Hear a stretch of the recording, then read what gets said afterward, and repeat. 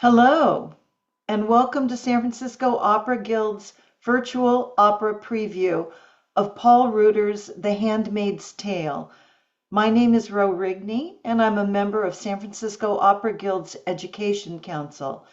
Today we will be learning about this opera from Dr. Laura Stanfield Prichard. This will be a San Francisco Opera debut, and we're excited to share with you about this incredibly fresh and timely production. I'd like to share a little bit of information about the San Francisco Opera Guild and our mission. We were established in 1939, and while we are technically a separate nonprofit organization from San Francisco Opera, many of our programs support and help bring opera education to the community. Today's presentation is part of the Opera Previews program that helps enrich audience experiences of main stage productions. Our primary commitment is to bring quality education and arts encouragement to schools around the San Francisco Bay Area. While you might be familiar with our in-school programs, such as Opera Together, we have an incredible range of offerings for students K-12, from the Opera Scouts to Voices for Social Justice. We offer programs that foster collaboration, self-esteem, and critical thinking skills in students with diverse backgrounds and life experiences. To learn more about the Guild's work, please visit us at www.sfoperaguild.com. And for today, if you have questions throughout this event, please drop them in the webinar Q&A, and we'll do our best to address them. Well, we're pleased to welcome Professor Laura Stanfield Prichard as our guest speaker for tonight's preview. Laura studied at Yale, Emory, and the University of Illinois. She holds master's and doctoral degrees in choral conducting, library science, musicology, and education. Since 1995, she has lectured regularly for the San Francisco and Chicago symphonies and opera companies in Boston and San Francisco.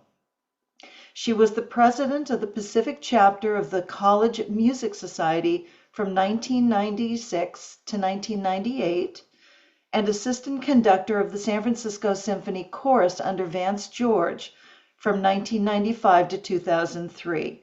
Laura and her husband Michael sing with the Boston and San Francisco Symphony choruses. Her 25 continuous years of college teaching have focused on interdisciplinary cultural analysis of music, dance, and art history. You may recognize Laura from our opera previews for The Revolution of Steve Jobs and Omar last season. So welcome, Laura. We're looking forward to hearing about, in particular, the relevance of this opera to current events and specifically why this opera is so important now. So thank you so much. And Laura, I'll let you take it from here. All right, thank you very much, Ro. That was a wonderful introduction. And I will be sharing my screen quite a bit with participants watching this webinar and later the recorded version. So for folks that are watching it live, make sure that you know it's easy to minimize anything you're seeing on your screen. For example, you can get rid of my face and see a wider version of the screen, and you can write any questions you have in the chat. So let me share my screen and show you some pictures and talk about the work. This is Margaret Atwood, a photo taken very recently. I met her for the first time just this year. She was at the Nantucket Book Fair and was a featured speaker. I was there in the afternoon when she was speaking to hear another person. She was just sitting right in front of me, and I tapped her on the shoulder and managed to ask her two questions before I said Handmaid's Tale. And she said it was the longest time someone had spoken to her without mentioning Handmaid's Tale in a couple of years. So it's definitely her best known work, although she is a widely published author and poet. She is kind of a groundbreaking author in that her work transcends disciplines. She is very well known for writing fiction, and she has published in the last 45 years more than 45 novel-length works, many collections of essays, frequent essays for magazines and that type of publication, poetry, and also written material that is in graphic novels. So the cartooning world knows of her as well. She's an exact contemporary, born in 1939, to a few other operas that you may know that do feature a large number of women. Now, that's kind of unusual in the world of opera. For example, it's not unheard of to have an opera that is entirely peopled by male leading characters with only one female character. For example, Puccini's Girl of the Golden West. The girl is the only girl, and it's much more common to see an opera that has primarily tenor, baritone, and bass voices.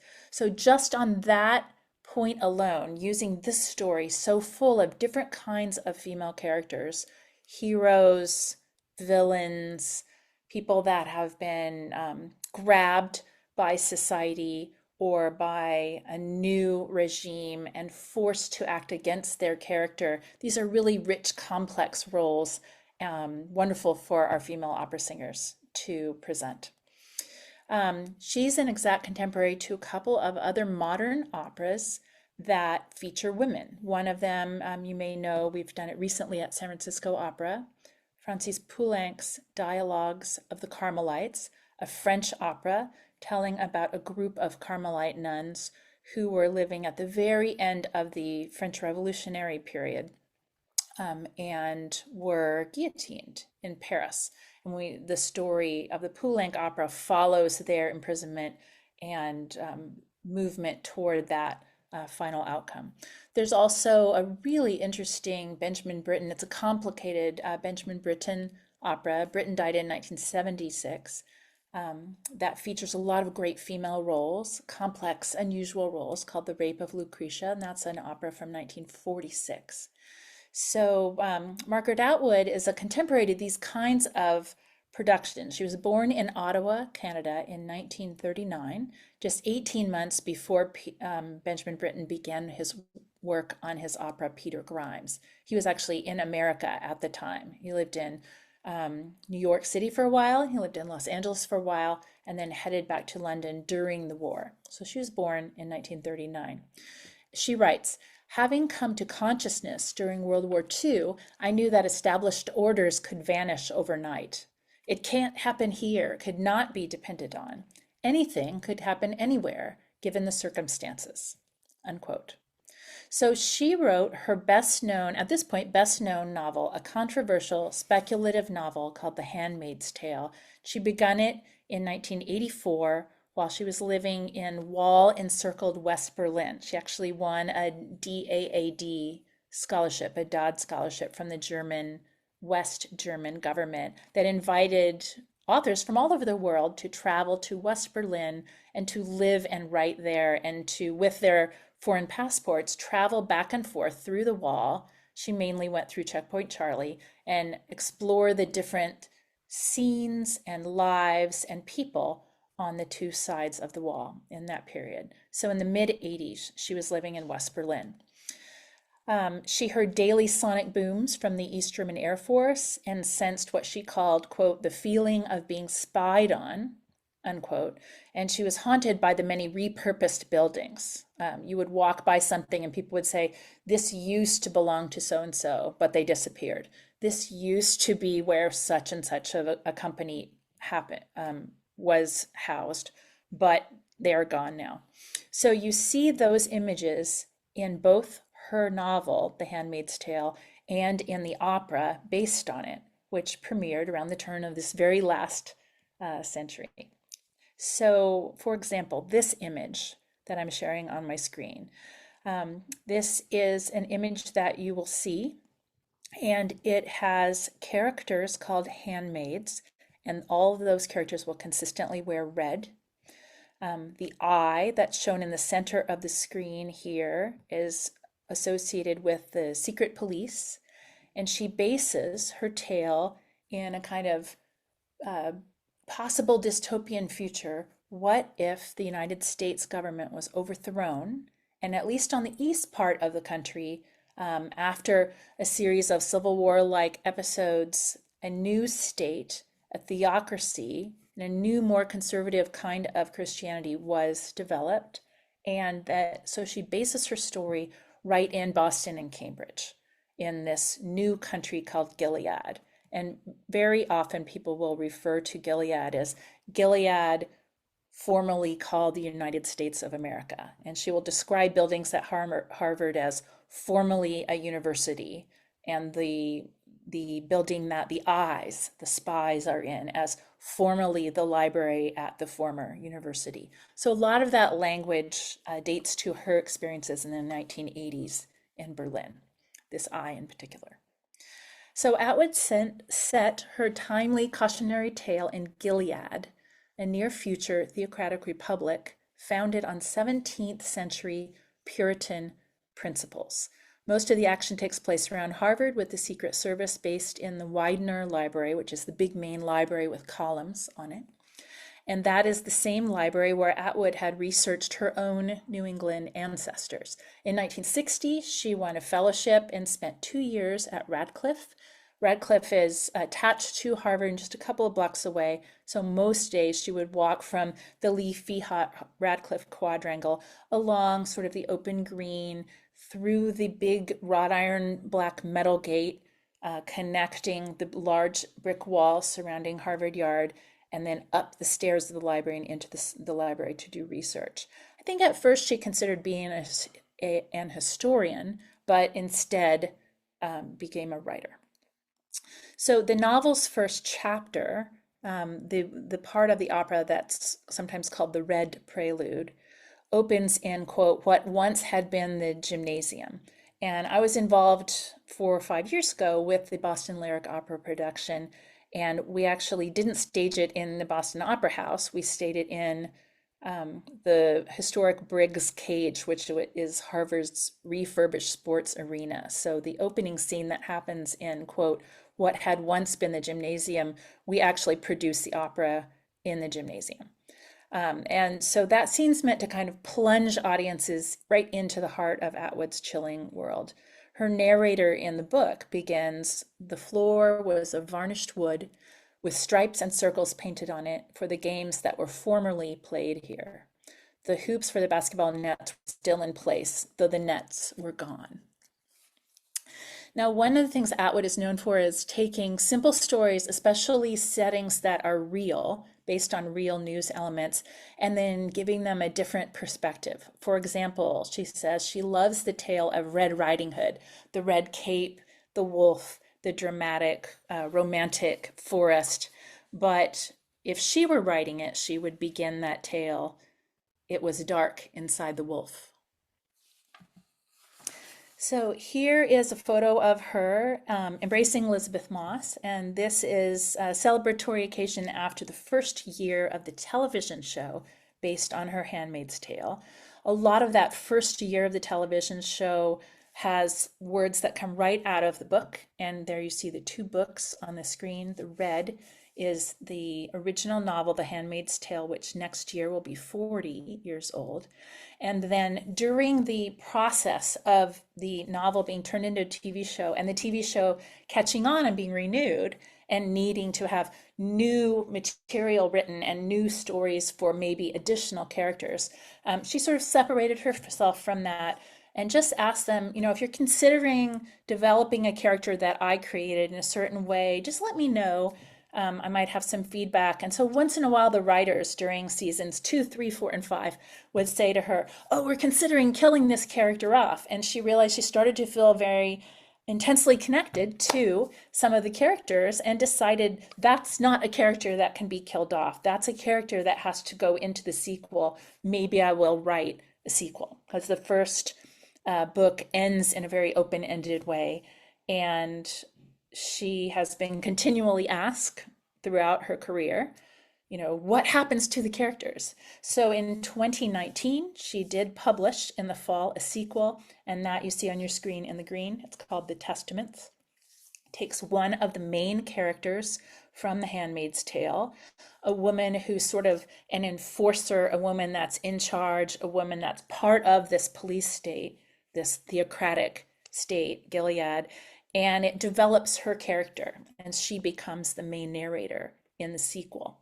And so you find out what motivated her to, instead of saying, along with most educated women, most female judges, most female faculty members, most female doctors, instead of extinguishing me, I will come on board and I will be a part of this new regime and I will help to enact and enforce these laws. What would motivate someone to do that? What kind of character would that be? And you find out there's a lot of subtlety and complexity to her character, and her name is Aunt Lydia, or Aunt Lydia, and you will see her in the opera.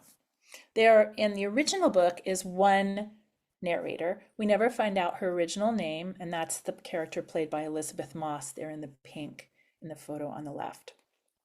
In the sequel, you have Aunt Lydia become the main narrator, and also there are two additional young female narrators who have grown up. What would it be like to grow up in Gilead? And so you hear those younger voices. So this is the composer of the opera you will hear. Let me say a few more words about the genesis of the opera to lead us to Paul Reuter's. Atwood's critically acclaimed novel, as I mentioned, was published in 1985, and it was translated into a lot of languages, and Paul Reuter said he thinks he was the very first person to buy it and tell everyone to buy it when it was translated into Danish. He also speaks English, but he had a Danish copy. When the novel was published, it was immediately adapted into a screenplay by Harold Pinter, American playwright. Sigourney Weaver was tapped for the title role, the handmaid, but she had to drop out because she became pregnant, which is ironic since most of the handmaids are spending a lot of the story trying to become pregnant and becoming pregnant.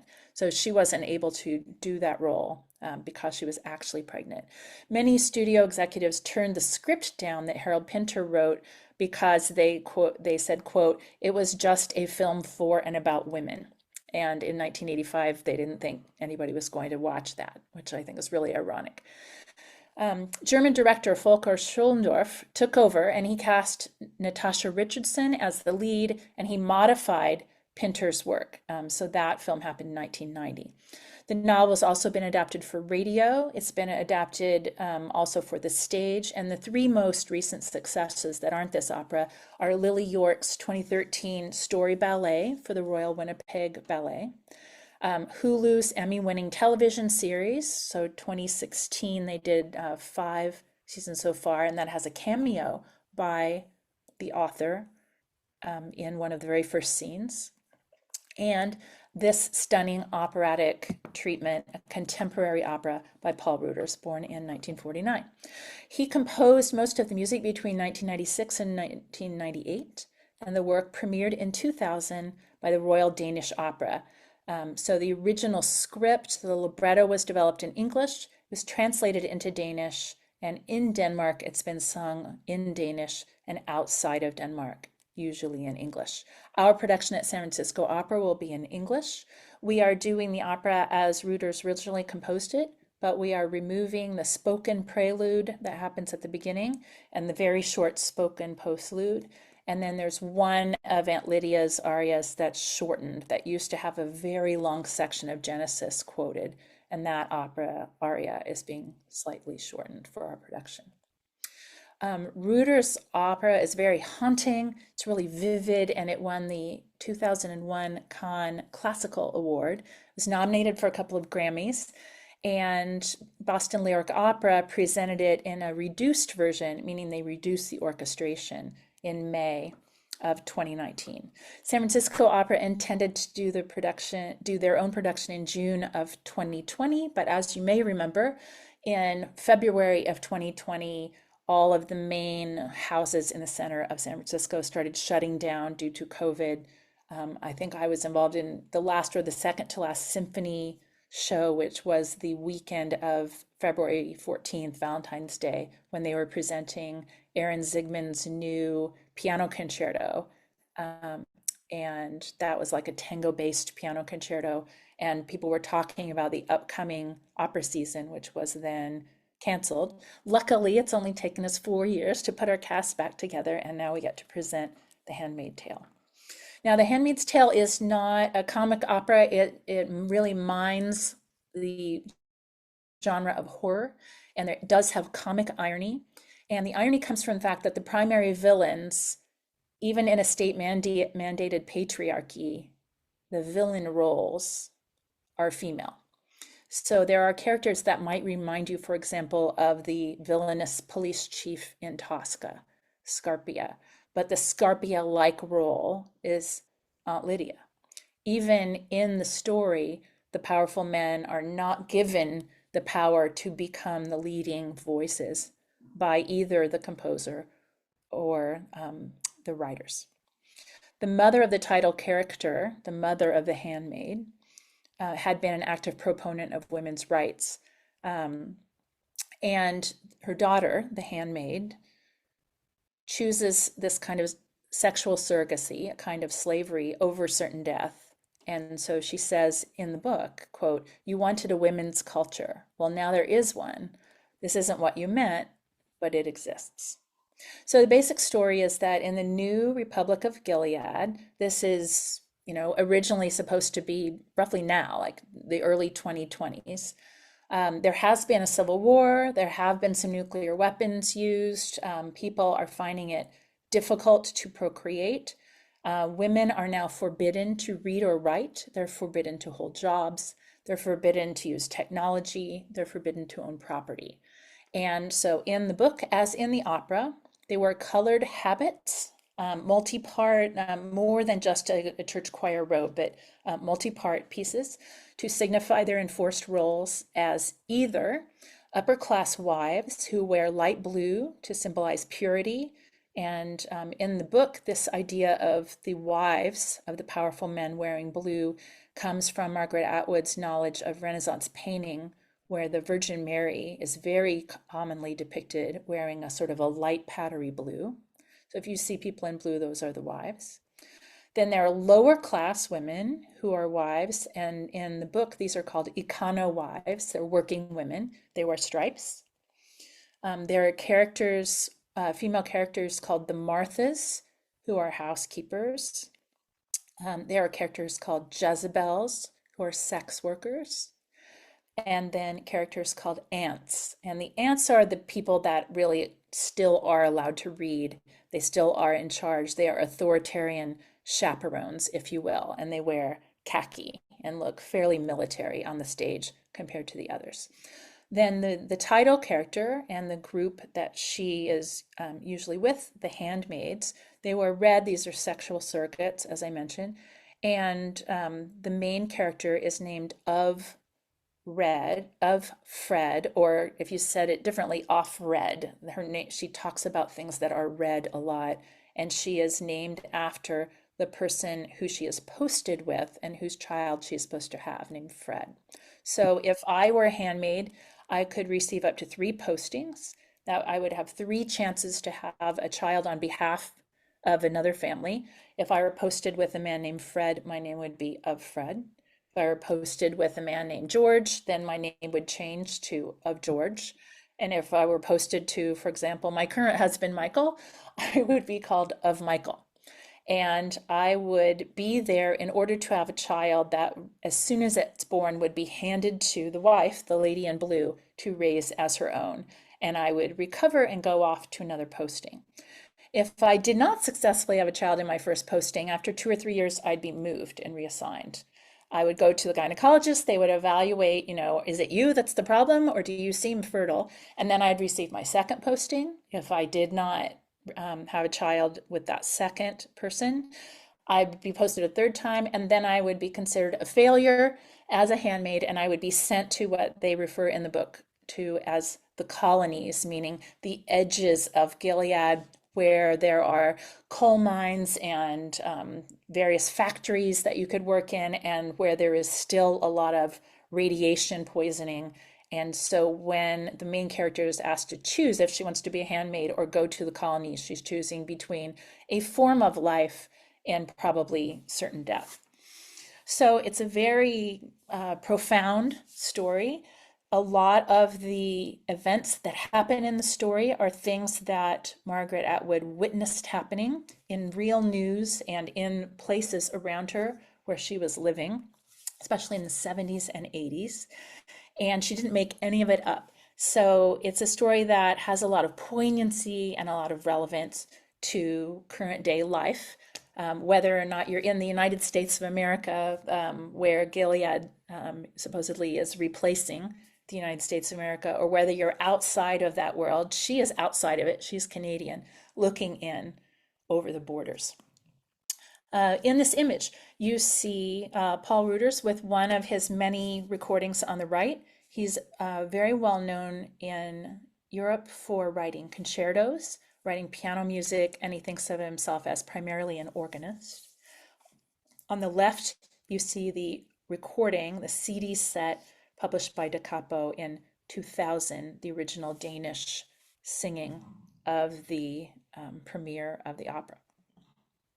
So I wanted to let you hear the composer in his own voice, since I've been talking quite a while. Let me skip to about 2 minutes into this video.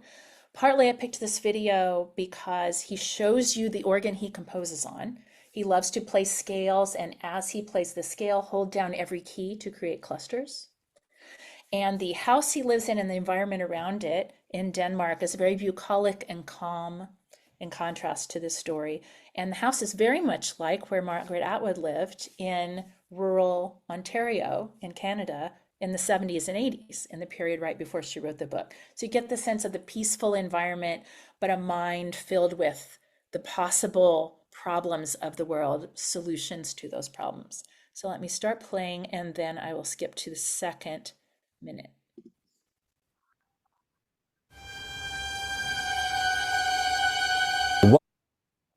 My father was a florist, and my mother came from an academic family, and of course one played the piano in that home. And my mother played the piano nicely, and of course I had to play the piano as well. I mean, not playing the piano was not done.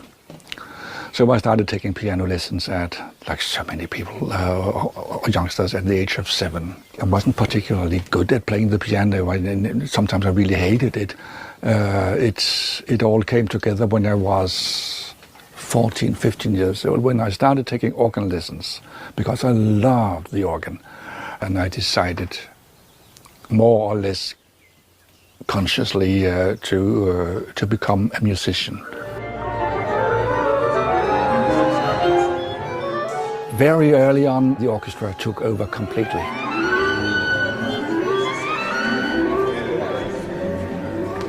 I will actually read aloud the whole of the synopsis. It's what I call the opera in a nutshell. These are excerpts from the opera he wrote right before Handmaid's Tale, but you hear many sounds in this that you will hear in Handmaid's Tale. For example, as the instruments warm up, they're playing minor scales, and they're playing 6 notes of the scale. And you'll hear that a lot to build texture in the orchestra of The Handmaid's Tale, to create clusters, clouds of sound that often represent the power of the government. In this opera, which is a fairy tale opera, those scales and the clusters of sound represents malevolent magic in the world of the fairy tale. So he's going to talk a little bit about the story of his fairy tale opera written just before Handmaid's Tale, and you'll get to hear some typical sounds of his music. An evil spell is cast on the 12 brothers, who are transformed into 12 ravens. And Lyra is, of course, devastated. If she can keep 7 years of complete silence, the evil spell will be lifted and she will be reunited with her brothers. When I was at high school, I must have been 17, 18 years old, I sat on the front row at the concert hall listening to, for the first time in my life, Mahler's Second, The Resurrection. And I was completely and utterly bowled over.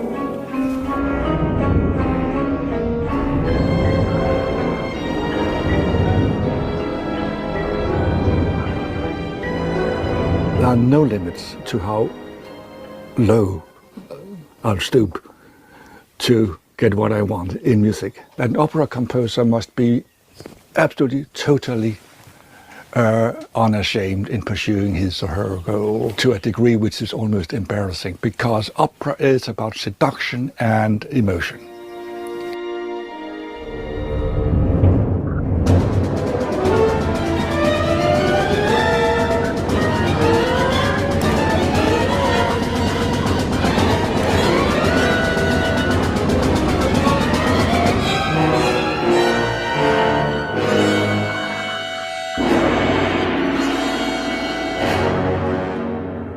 All the great opera composers, they knew exactly which buttons to push.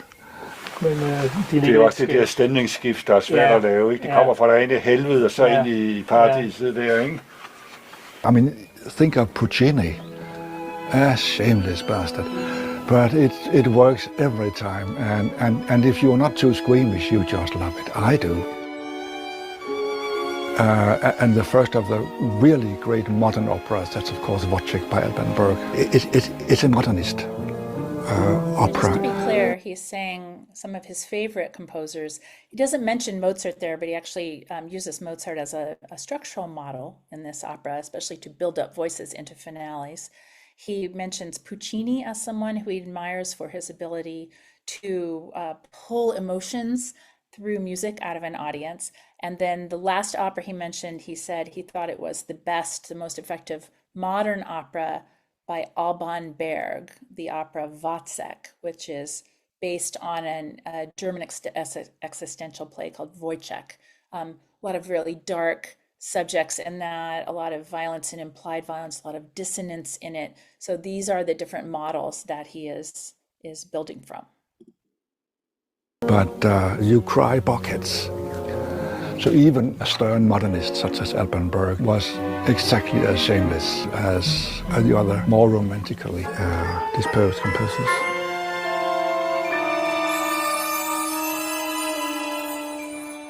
Speaking of audience, I am my own first audience. And if I am moved, then hopefully the audience is moved too. But the composer shouldn't be too moved himself. You have to keep a cool head. And guess what? The people of both kingdoms rejoice, and Lyra and Frederick are married, and they live happily forever after.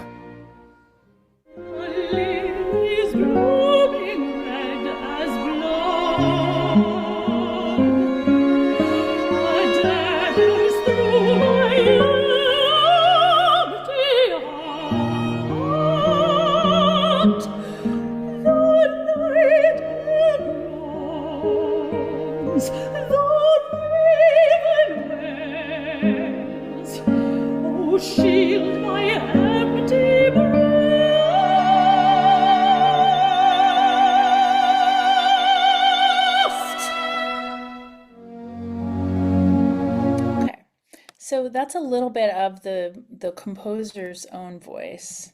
Let me see if we can get onto another slide. Okay.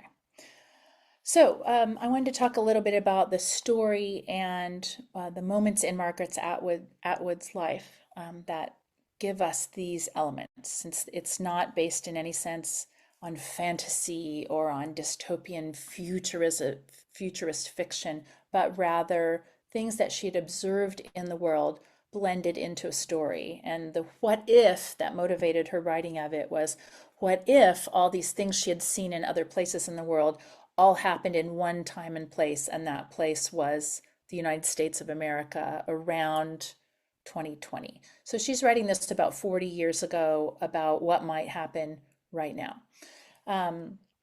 The composer, Paul Ruders, was mainly known as a concerto specialist before he convinced Margaret Atwood to allow The Handmaid's Tale to be adapted into an operatic libretto in the mid-1990s. In the mid-80s, Oliver Newson, who's a conductor in London that's done a lot to bring obscure American modern pieces to be published and recorded, Oliver Newson in London, conducting the London Sinfonietta, brought Reuter's name to prominence because he conducted Reuter's works and recorded Reuter's works in London with the London Sinfonietta and for the BBC. Reuter's interest in and frequent visits to the United States have inspired some of his most successful concert music. So, for example, other pieces by him that you might like are called Manhattan Abstraction. The Manhattan Abstraction is from 1982. That depicts the New York skyline as seen from Liberty Island in an icy January. And some of the melodies are actually just tracing the skyline of New York onto staff and then playing it. That's how he got some of the ideas for the melodies. He set the entire text of Edgar Allan Poe's The Bells for American soprano Lucy Shelton in 1993, and his Serenade on the Shores of the Cosmic Ocean was inspired by the writing of Carl Sagan. When he read Margaret Atwood's novel, Reuter said he, quote, heard long, sustained, towering chords slowly becoming louder and louder. And the more he read, the more convinced he became that it should be an opera. So he contacted a skeptical Atwood and said, it's so well suited, it's so inherently dramatic, it's so packed with human emotions, because opera to him is about relationships between human beings. And this story has love and hate and hope and betrayal. And he actually got down on his knees in public in front of her and told her that if he couldn't base his next work on The Handmaid's Tale, he would never write another opera, and that he had just been commissioned by the Danish National Opera to write an opera, and they said he could use anything he wanted as the story. They hadn't commissioned a living composer, especially a Danish composer, for decades, and talked her into it. So she had some reservations. She called Amy Chan. She talked to a bunch of different people about what happens when their book is adapted into an opera. And in general, they said to her, 98% of your book is going to get cut. Try to be involved in the process. So she was involved in the process of creating the libretto, which was done in English and was really done by circling words in the book and crossing out pages and pages, basically 98% of the book. So Paul Reuter, as he mentioned, was trained as an organist, and he has a Symphony No. 4, an organ symphony, and that he's written a lot of test pieces for international organ competitions. So the sound of sustained keyboards and using the orchestra to sound like playing a scale and holding down all the keys, those sounds permeate his Handmaid's Tale, and they provide the foundation underneath a lot of the long narrative recitatives. And most of the words you're hearing are Atwood's words.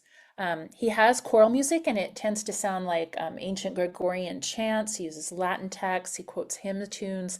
Many of the melodies in the work that you will hear, the opera, The Handmaid's Tale, quote Mahler horn tunes from his symphonies. He mentioned loving Mahler's Second Symphony as a teenager.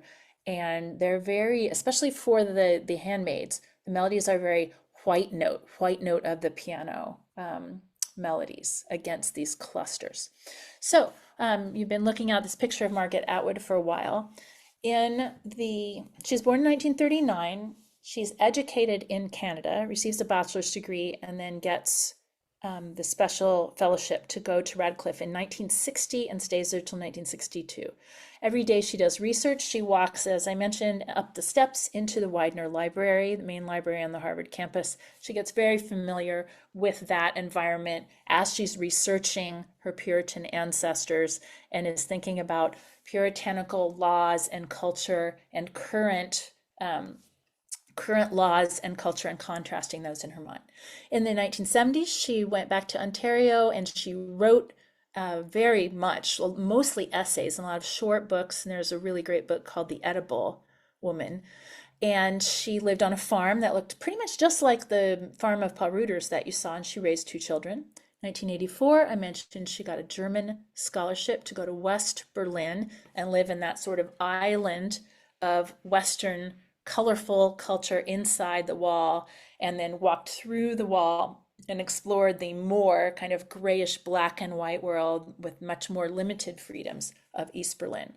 And she could go back and forth because of her Canadian passport. In the 80s, she was very interested in and followed details of the Iranian Revolution, the idea of a theocratic ruler coming to power, stripping away some previously admired freedoms and liberal ideas, and having the scope of what was possible in that country narrow very quickly. She knew people who were war correspondents and was interested in that as a kind of a contrast to her more fictional writing. She's been involved with and very interested in different stages of the women's movement, and these are the 5 main influences in the novel. If you're interested in this part of the story, there is a wonderful website called margaretatwoodtravels.com. And if you go to that website, you can see some of the major places she traveled in her life and images of the things she saw, photographs she took herself, and those inform her many books.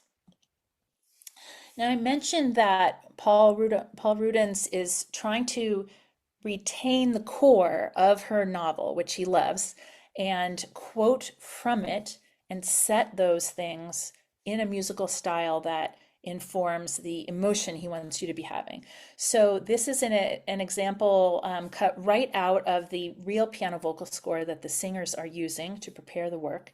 And this is what he considers a piano reduction.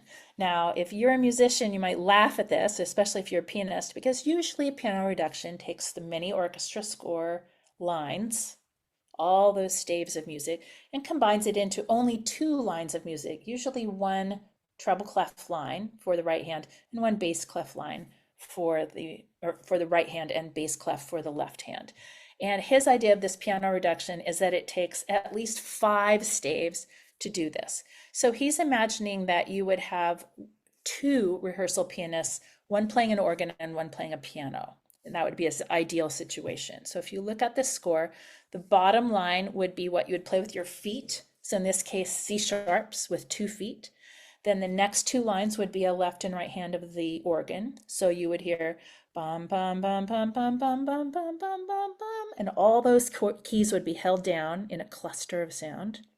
And then the 4th line from the bottom and the 5th line from the bottom, a pianist would go plunk, plunk, plunk, plunk, plunk, playing 2 notes at once. And you would hold the pedal down, and that all those sounds would sustain. And you can see those voices are labeled VC and VA and VL, meaning violoncello or cellos, viola, second violins, and first violin. So those are string instruments. Every string instrument's playing a different note, and they're holding these clusters of sound. And over the top of that, the handmaids sing, "May the Lord open," white notes of the piano. So you don't really see chromaticism on this page much yet. You don't see a lot of sharps. You don't see a lot of flats. So this is kind of a prayer motif, a sense of dissonance and simple folk-like melody above it, but not yet every single possible chromatic dissonance.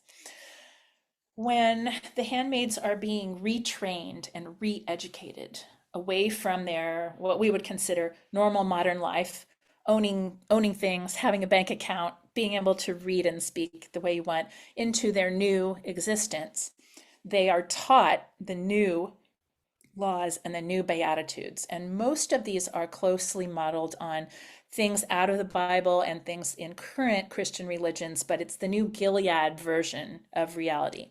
So instead of blessed are the meek, for they are pure in heart, blessed are the meek, for theirs is the republic of Gilead. The meek women, meaning. Blessed are the pure in heart, for they shall see God. Blessed are the silent, meaning the women should be silent, for they shall hear God. And there are several points in the first third of the opera where people are being taught this kind of information. So you hear a soloist sing it, and then a group respond. In this case, you hear a chorus of aunts singing the whole Beatitudes. So it sounds something, I'm going to sing a little lower, so it won't be irritating through the Zoom, but something like, blessed are the meek, and the note B, for theirs is the republic of Gilead. And underneath this, the orchestra is holding a lot of B's and some F sharps, so like an open fifth. B, F sharp, but very, very low.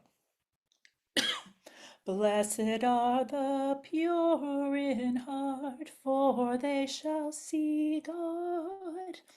Now, why a B? These are things being taught to the handmaids.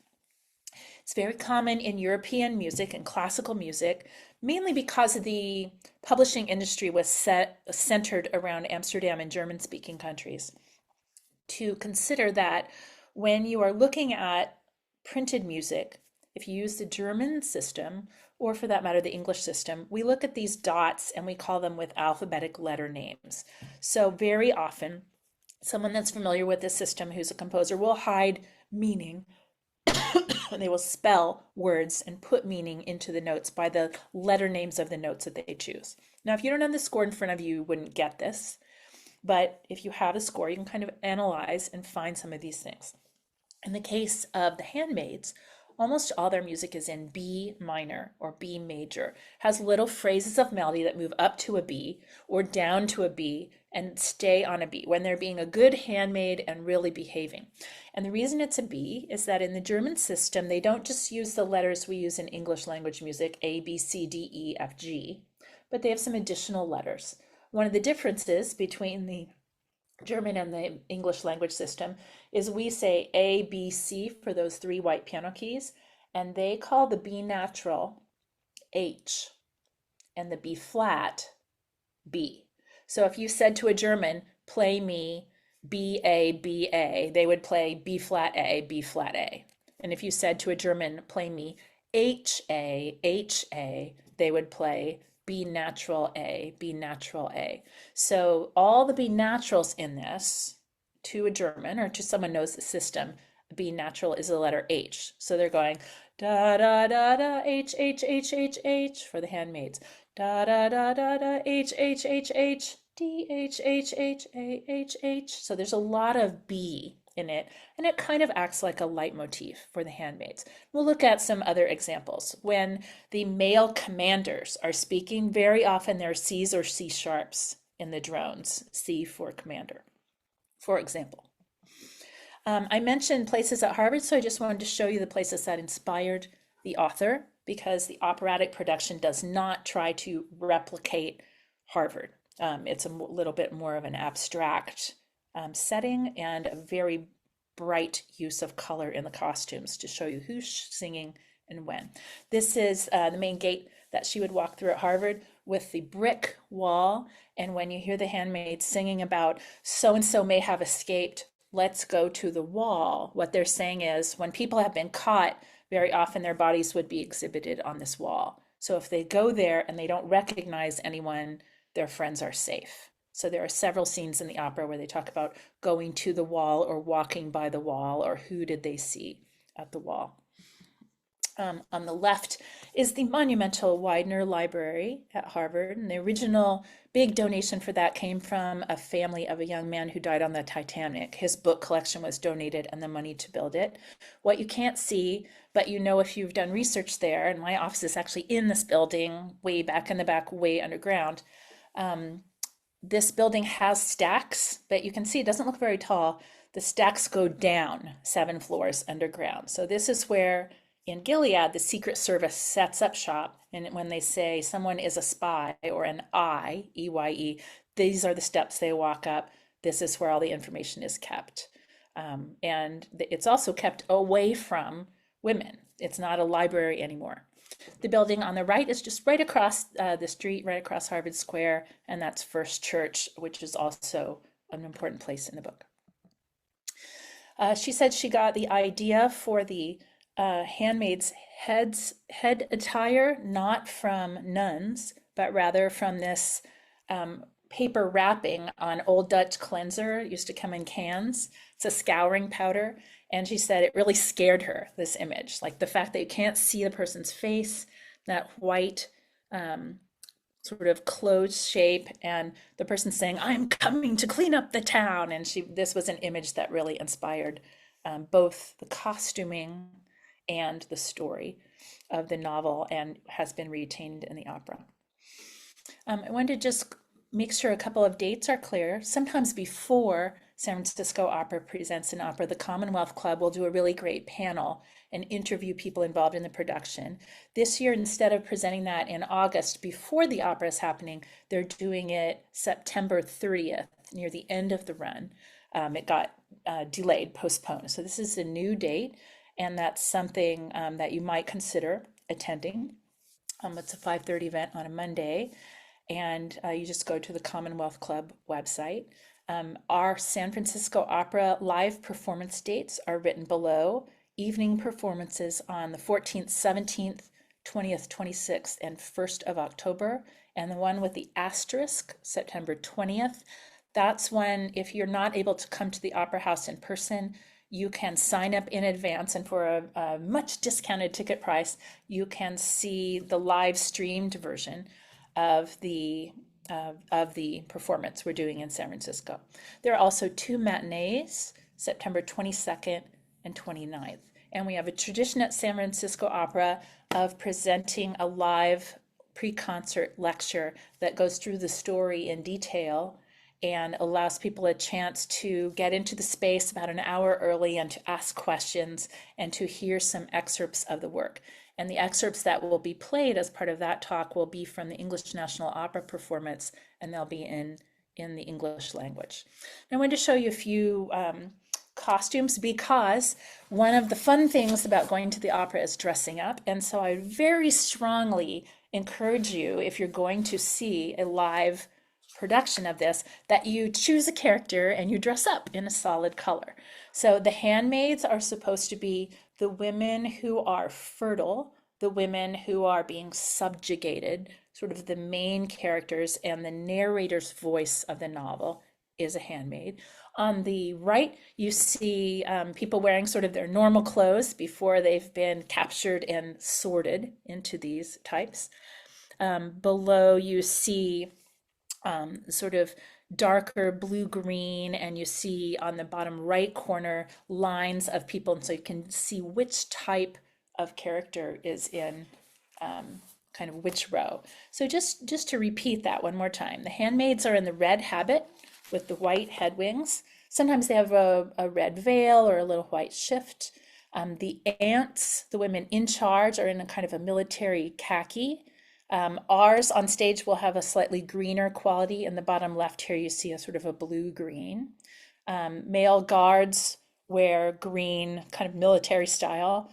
Guardians wear green, military style. Wives wear light blue.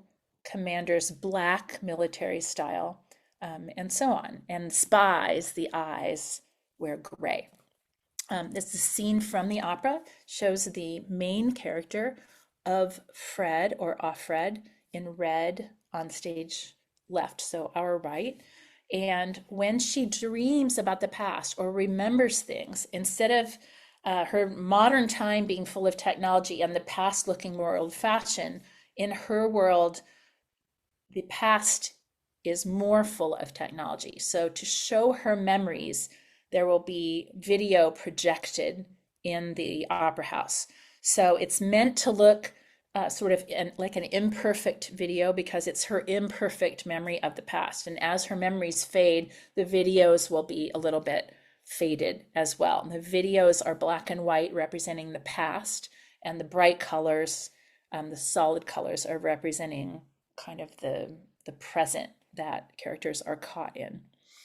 These are pictures of the costumes from the television show, but you get a good idea of color and uniformity here. Handmaids in the top left corner, young boys wearing light blue, the same as wives would wear, so the sort of purity of the family color. The bottom right corner is young women, young girls, prepubescent girls dressed in pink.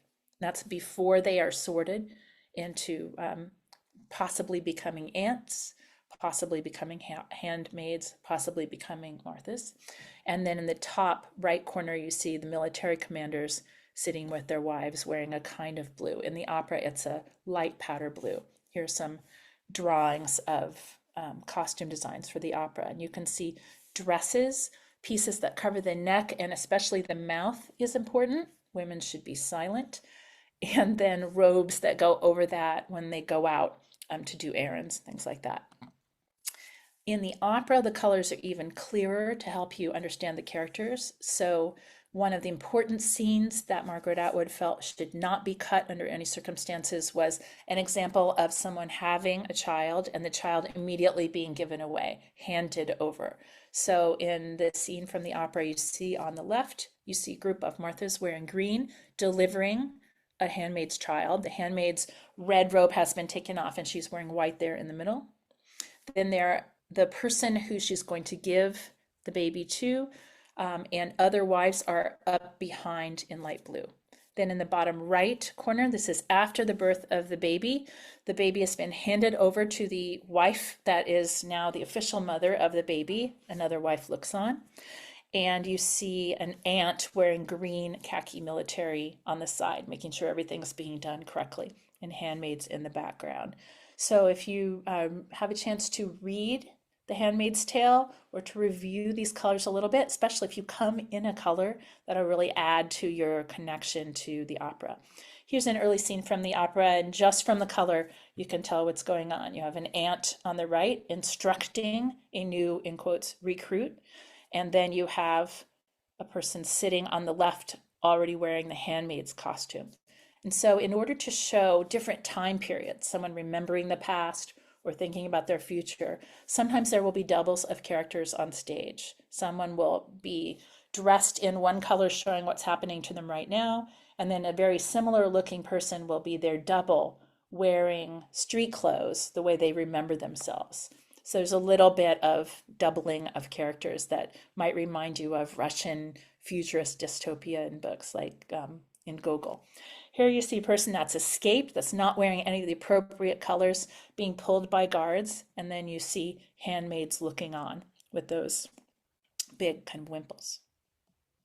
Now I want you to let you hear words from the author herself, and she's going to be talking about her book, and I'll just hold up my book if you're looking at me at all, The Testaments, the sequel that was published in 2019 to the Testaments. And she has recently said she would love it if a composer would make the Testaments into a sequel opera. Wouldn't have to be the same composer, but do a similar project and have two of these operas. So here's just 3 minutes of Margaret Atwood talking about her own work and how she sees the future of especially the kind of Scarpia-like enforcer character, Aunt Lydia, and what her journey would be and how she would continue in the sequel.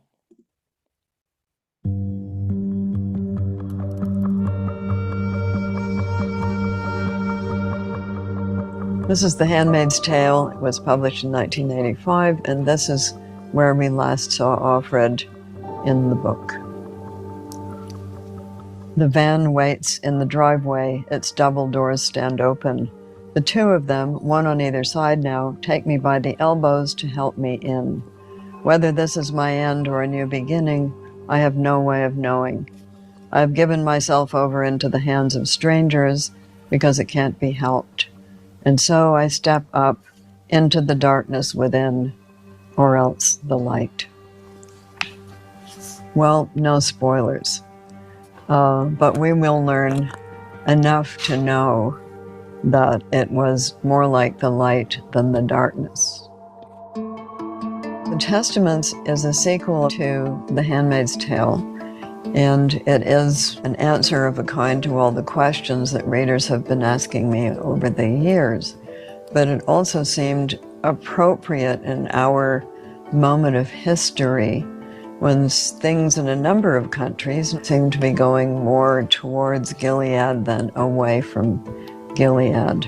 It takes place approximately 16 years into the future after the end of this book.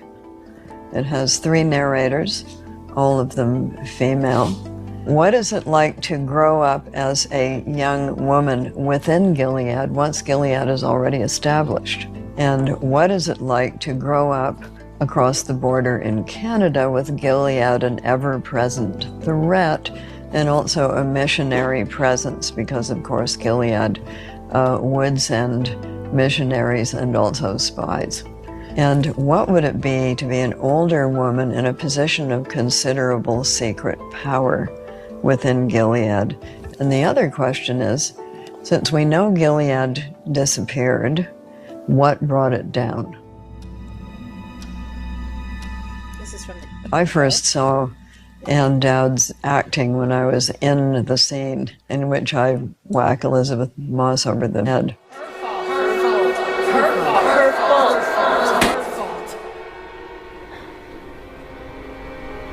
And why did God allow such a terrible thing to happen? So I saw her doing her Aunt Lydia at that moment. She has a performance of considerable complexity. So an exploration of that character is pretty interesting. How do you get to be such a person? What's your backstory? How do you act within that structure? What are your fears? What are your goals?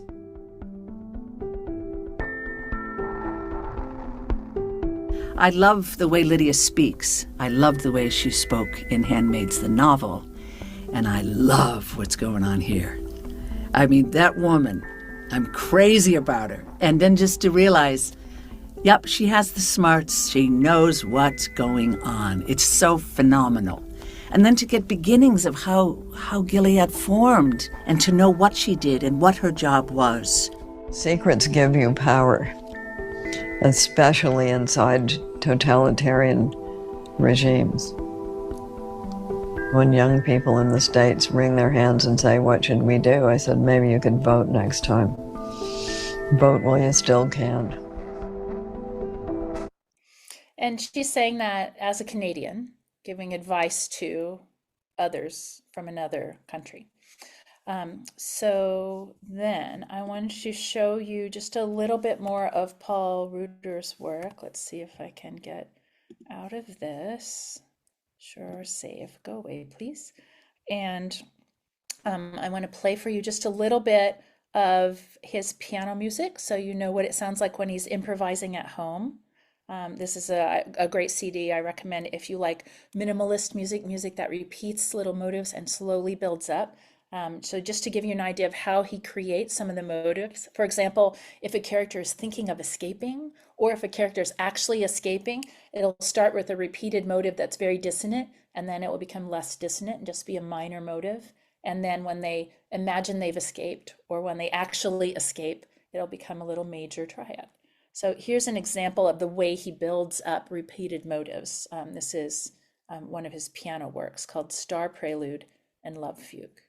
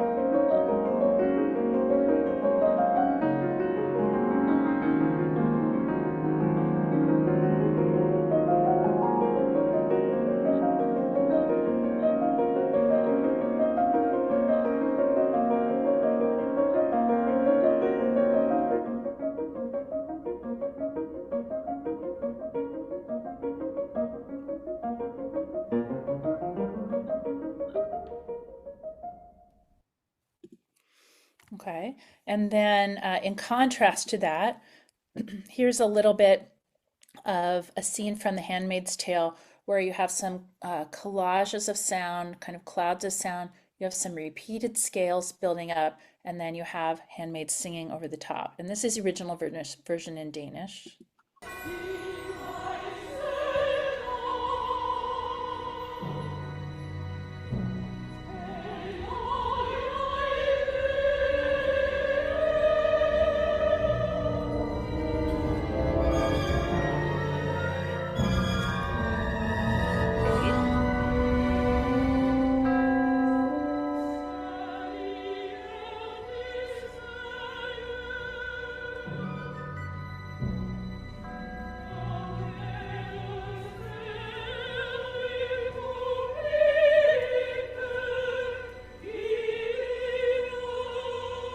is what I was singing to before. Blessed are the pure in heart.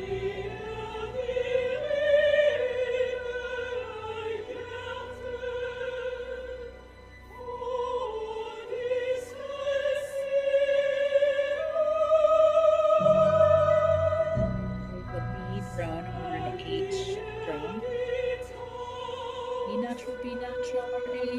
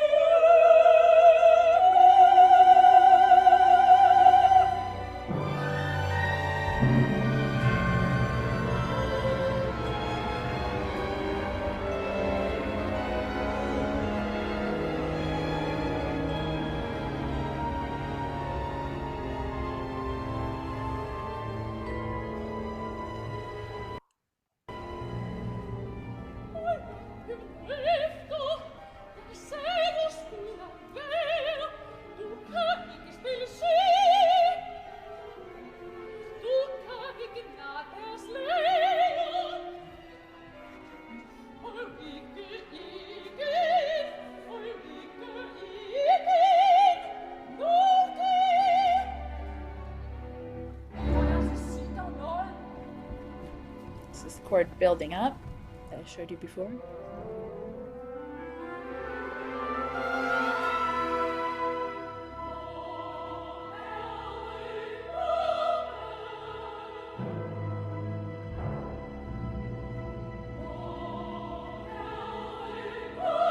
All inspired by Mahler.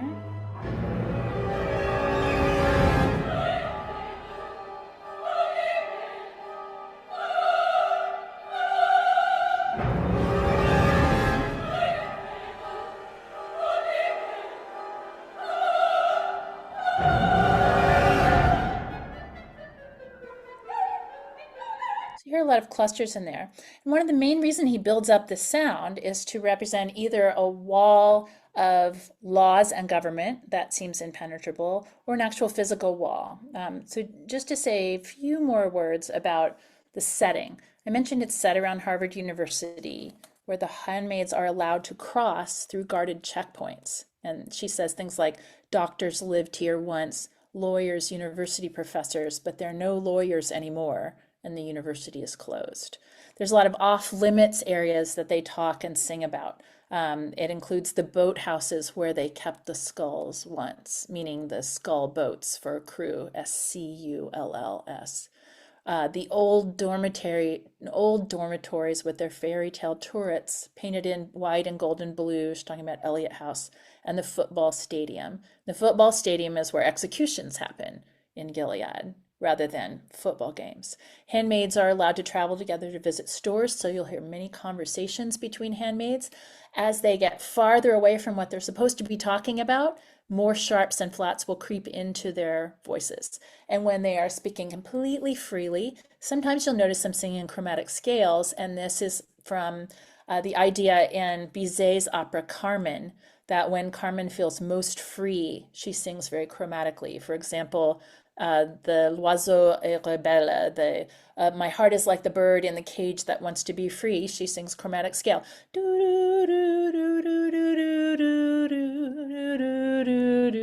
And then and ends up in a key. But that's quoted in this. Sometimes handmaids will be in conversation, visiting stores, one in a former movie theater. They'll be able to visit a church, which is now a museum. And when they walk by that high brick wall of Harvard Yard, now framed with barbed wire, and there's broken glass set in concrete and floodlights and sentries, that crush of sound, the cloud of dissonance, is supposed to evoke how she felt when she looked at the Berlin Wall in the years in the mid-'80s leading up to the way it looked until about 1990, 1991, when people started ticking on it, taking it apart. Reuters returns us to the wall throughout his hypnotic, evocative score, and the wall sound functions as a border, Atwood says, for those trying to get out.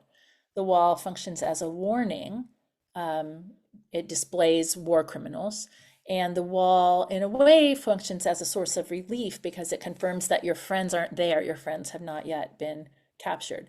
And also it's sort of a metaphor for time standing still. The wall is always there. One of the elements that the story attracted the composer to really spend time and set this was its frequent contrasting of enforced silence with remembered song. So 7 of the novel's 15 sections are entitled Night and evoke silent soundscapes. When the novel opens, women, quote, learn to whisper almost without sound, and silence is enforced by the new regime. The winged eye of the state, is very quiet and travels around in electric cars, silent, futuristic electric cars. And when Offred is being re-educated, she watches silent films of women's marches and silent films of the revolution. One of the texts that's often read by men, since women are no longer allowed to read, is the Beatitudes, and they add the blessed are the silent, which you heard me sing and you saw in the score. The composer also adds a lot of things that he feels that Americans will recognize very easily and the Danish didn't recognize as easily. There's a lot of American hymnody in it. For example, Amazing Grace, How Sweet the Sound. The lyrics are illegal, but the tune is still sung in Gilead, and you'll hear that. The I Feel So Lonely I Could Die, that tune is in there. Children's songs. Tea for Two is played in the Jezebel's sort of brothel. And so there's a lot of references that he hopes that Americans will recognize and maybe catch themselves humming along to until they realize what's going on in the story. I hope that gave you some insight into the story. It's definitely not, a fun comic evening to go, but it's an incredibly thoughtful piece. I hope that I've inspired you to want to read more of Margaret Atwood. One of my favorite recent collections of hers is a new collection that's just called Burning Questions, and it includes essays never published before, and it has a whole essay. Let me just see the title of it is called Future Liberty, and she talks about what motivated her to write The Handmaid's Tale, and talks about, remember what I said about Hitler? I was a great reader of literature about the Second World War, and so she wanted to read everything related to it, and she started making lists of things that had happened that she thought would be interesting what ifs for future novels. I hope I've inspired you to want to hear a little more of Paul Reuter's music. Some people may decide they want to bring ear protection to the opera. And when my husband and I sing in symphony chorus, if we're singing Mahler or Wagner, something loud, we definitely wear foam ear protection. And that takes a little bit of the crush of the dissonance off of it, and you'll still be able to hear the pure voices of the singing. So you might consider that as an option. Depends how close you sit, how loud it is. But it's a really fantastic production, really great use of technology to show us multiple time periods, really beautiful, incredible use of intense color to show how a group can be segregated or labeled or limited, and using color to do that. So, Well, thank thank you you, very much. Laura. This was really fascinating. We're getting a lot of super positive feedback in the chat about your singing, but also about the presentation. So thank you for coming and sharing Great. with us. My name is Max. I work for San Francisco Opera Guild. I'm just going to deliver some of the audience Q&A questions, Great. just briefly, so we can wrap things up, get all your questions answered. So first up, we have a question from Christopher. He was curious, do you think it makes more sense to read the Handmaid's Tale novel before or after seeing the opera? I would see it before, but I'm the kind of person that likes to know quite a bit about a movie before I go to a movie. A contrast to that viewpoint would be my father-in-law, who in his graduate student years lived in London and would walk from his medical work every night that it was open to the Royal Opera House, buy a ticket and go in and sit down and hear whatever was playing without even knowing the title, and just allow him to have a completely new experience. So I would say if you know a bit about it already and you're interested, especially in Atwood, reading the book, or at least the first few sections of the book, would give you a lot of intense feeling of connection. You would feel more like you know what's going on. Because the opera, the way they're doing it begins fairly abruptly with one handmaid saying, "This is my story. It's told to you in fragments," and you're just plunged right into the story without much signage or explanation. For example, there won't be newsreel footage of a past civil war to explain to you how Gilead was created. So if you're interested in sort of the historical elements, I would read some first. And if you do read the novel, does it pretty closely follow the plot of the opera? Are they extremely similar, or are there significant differences? More so than most operas, it has many, many short scenes. Mm. And that was they are in the same order as the novel, and they are chosen by going through the novel and crossing out like we don't need this page because we're going to show the color. We don't need this page because we're going to show the wall, but we need this part of the story. So they tried to retain sort of the 13 main kind of scenes with action in the opera. So it's in the right order, the character names are the same, the relationships are the same. That's good to know. We have an anonymous question. Sure. We had some big reactions to some of the operas that were on stage last season, especially Innocence. Do you know what the audience reactions have been like to seeing the Handmaid's Tale opera? Yeah, so after the Danish premiere and the recording of the opera in 2000, Paul Ruders was named Composer of the Year at the Cannes International Critics Award, which is pretty surprising. They usually pick composers that sound like Philip Glass minimalism, and they don't usually pick very dissonant composers. Like if Alban Berg was alive, they wouldn't have picked him. So that was surprising that he won the Cannes International Critics Award, Composer of the Year. He got Grammy nominations in 2001, Best Contemporary Composition and Best Opera. But Best Opera that year, I believe, was won by Colin Davis's landmark recording of the Berlioz Les Troyens that was 200 years earlier and set 2,000 years earlier. So Ruders took 5 arias from it and the final postlude, and he created a little monodrama that he calls the Off Fred or the Off of Fred Suite that was issued in 2001, and that's been done a lot in conservatories. It was first recorded by the Metropolitan Opera soprano Susanna Phillips. And then because of it being successful, he got a commission from the Berlin Philharmonic and he got a commission from the New York Philharmonic. In 2018 and 19, he took the orchestral part of the score and made it more of a chamber ensemble. Boston Lyric Opera did it at that point, and so that version will be much more accessible to do. It won't require the huge Straussian orchestra. English National Opera premiered the English version in 2003. Minnesota Opera did the American premiere, I think, just 1 month later. So it's been done a bit for an opera that's this new. It is hard at times to understand all the text, so there will be English surtitles appearing 100% of the time. However, if there's a tune being sung and it's a wordless tune, like Amazing Grace, the words won't appear to Amazing Grace because it's illegal. You're not supposed to hear the words, but if you know the words, then you're like the handmaids who would have remembered that this tune used to have words, and they would have that extra heaviness of the historical memory of the words. Okay, that's good context. Yeah, he's had a lot of commissions too of concertos and chamber music. 'Cause it's really fun when you're playing a scale to try to hold the notes down and make your own clusters as you do it. The idea of having tone clusters in music really doesn't predate even the 1920s.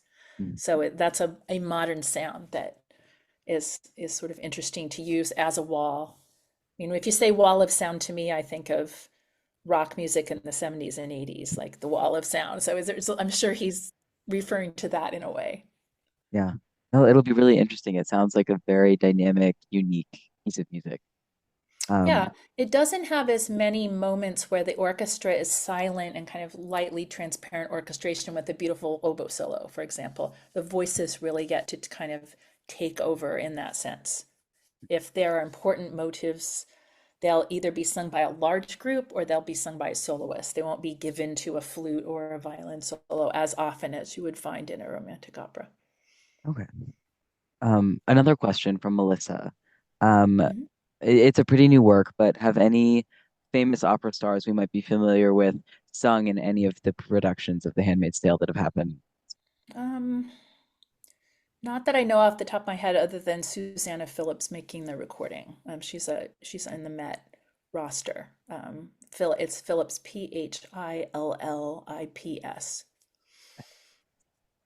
Um, so Melissa, when you watch the recording later. Sure. And then Joan was wondering again about preparation for the opera. I don't know if you've seen the Hulu show, but is watching the first season sufficient background for the piece? Yeah, that's fine. The first season is pretty close to the novel. The problem with turning a novel into a TV show is that in a TV show you can cut very quickly between scenes. And although the novel is episodic, it's a little bit Dickensian in that a lot of words are spent describing the thoughts and um, the sensory impressions of the person as they walk through. Like if you're in a scene in the novel, you know what it smells like, how humid it is, how hot it is, the feel of the fabric against you. And that's not something you can depict as well in the TV show or in the opera. So the opera adds a lot of context by adding layers of sound and background sound. For example, the woman for whom um, the handmaid is supposed to have a baby, that woman in her previous life before the revolution was a TV personality and a gospel singer. So there will be things that sound like old videotape recordings of that character singing gospel music in the past that inform it. Instead of just reading in the book, she was a gospel singer. You'll actually hear tunes, gospel tunes, to help define that character. So you get sort of more levels and more things going on at once. If this score were like a romantic opera and only had one or two things going on at once at all times, if you took all of the music, you'd have to stretch it out and it would be a 4-hour opera.